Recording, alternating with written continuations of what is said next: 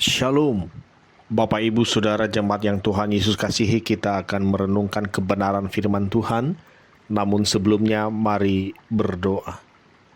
Bapa di surga, Tuhan Yesus yang penuh kasih, tiada henti-hentinya kami mengucap syukur atas segala kebaikan Tuhan yang boleh kami rasakan sampai dengan saat ini.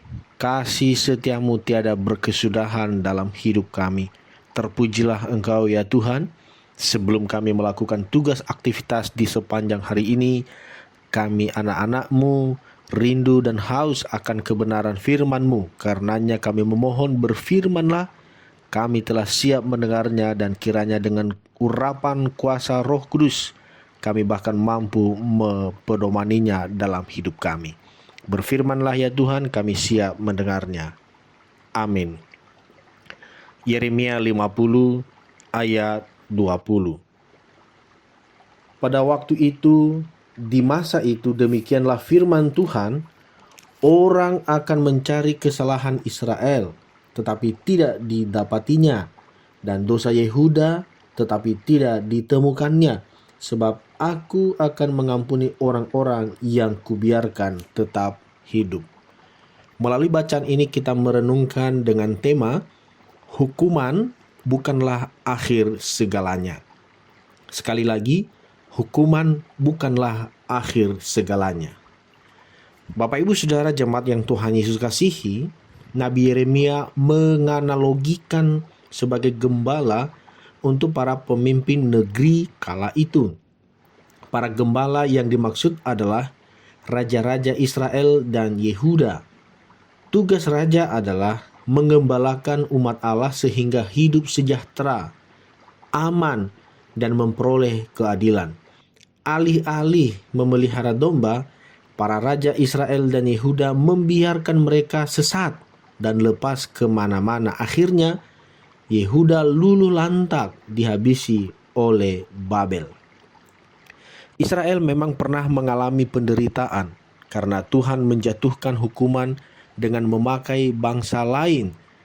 Dalam Yeremia 50 ayat 17, Tuhan membangkitkan Asyur untuk menghukum Israel dan memakai Babel untuk menghukum Yehuda. Tujuannya adalah agar mereka bertobat dari kedurhakaannya.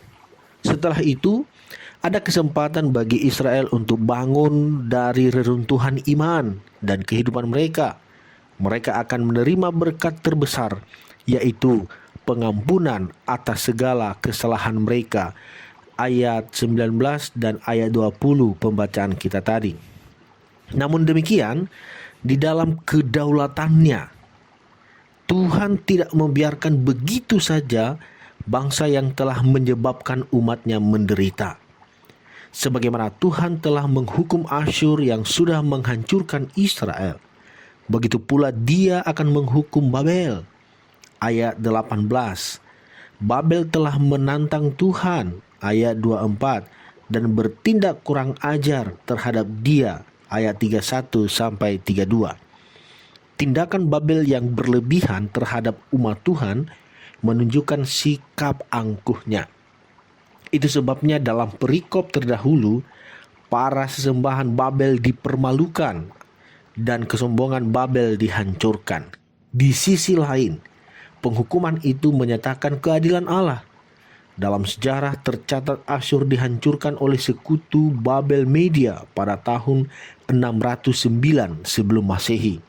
Lalu, Babel ditaklukkan oleh gabungan Persia Media pada tahun 539 sebelum Masehi, dan kota Babel dimusnahkan oleh Alexander Agung pada tahun 330 sebelum Masehi. Dosa Babel adalah kebanggaan diri yang berlebihan yang kemudian melahirkan keangkuhan. Ini terjadi karena merasa sanggup mandiri dan sanggup mencukupi diri sendiri. Akibatnya, merasa tidak perlu Tuhan.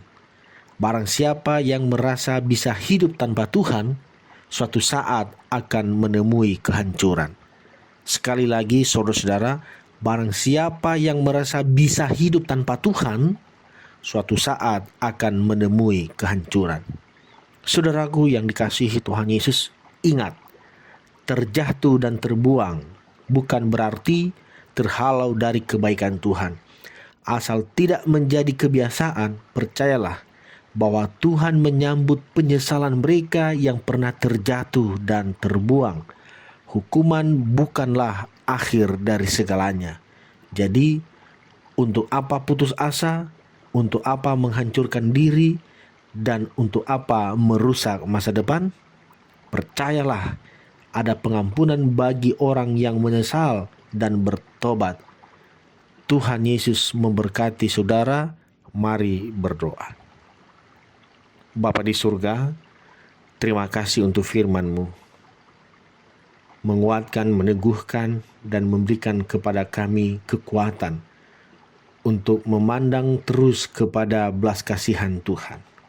Sekalipun mungkin saat ini kami ada dalam penghukuman, ada dalam ganjaran oleh karena keabaian kami terhadap perintah firman-Mu. Namun firman-Mu yang menyapa kami bahwa apa yang kami alami saat ini bukanlah akhir dari segalanya, karena kami percaya Engkau Allah yang penuh belas kasihan, Engkau Allah yang berkenan terhadap penyesalan. Oleh karena itu, kami sungguh menyesal atas dosa perbuatan kami. Ampuni kami ya Bapa, biarkanlah kami menikmati kasih karunia-Mu dalam hidup kami. Inilah kami ya Bapa di surga, berkatilah kami anak-anak-Mu. Dan pada kesempatan ini hamba berdoa untuk seluruh jemaat-Mu yang saat ini dalam pergumulan beban berat. Berkenan Tuhan menganugerahkan kelegaan, yang sakit disembuhkan, yang berduka dihibur, dikuatkan, diberikan harapan bagi mereka yang bergumul untuk keluarga, rumah tangga, anak-anak, pendidikan dan masa depan. Berkenan Tuhan menyediakan yang terbaik. Dan dalam pergumulan-pergumulan kami yang lainnya, semuanya hanya kami serahkan ke dalam tangan Tuhan. Kami hanya memohon anugerah dan kasih-Mu, kasih karunia Allah yang melampaui segala akal, senantiasa menaungi hidup kami. Terpujilah Engkau ya Tuhan, buatlah berhasil segala yang dikerjakan tangan kami di sepanjang hari ini. Bagi-Mu pujian, syukur, hormat, kemuliaan di tempat yang maha tinggi, dari sekarang sampai selama-lamanya. Amin.